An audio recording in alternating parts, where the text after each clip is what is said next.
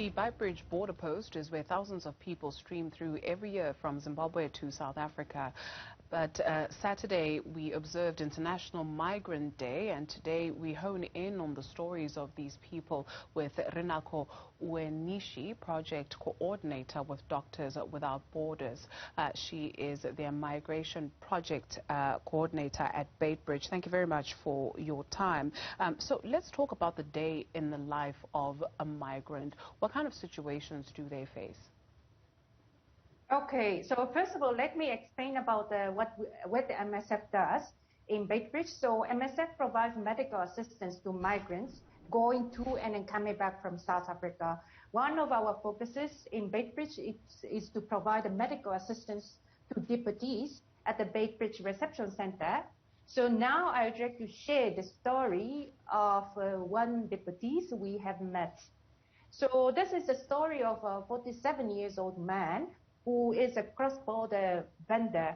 So he sells some simple goods in South Africa, and one day he was arrested by police and put in jail.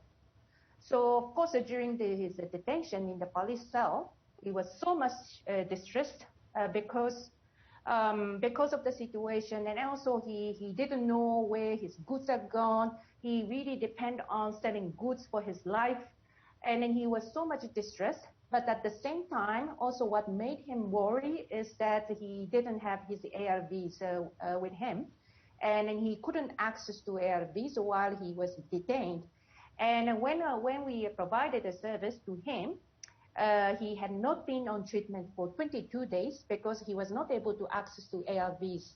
So this is the kind of story we hear in Beitbridge, and then this is not a unique story, but he is one of the people who have experienced something very similar.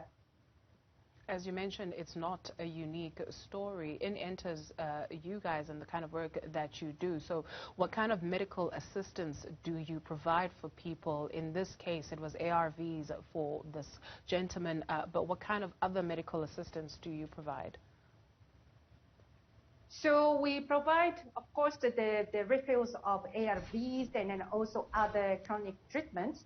And then also we attend any clinical needs patients are presenting. For instance, also we hear commonly that a lot of deputies had physical and sexual assaults during detention. And then also recently, we see a lot of deputies who are infected with the COVID-19 because of unhygienic situation in the detention centers. So this is a kind of services we provide. And then additionally, we also provide psychosocial service, counseling to those who are in need for such service,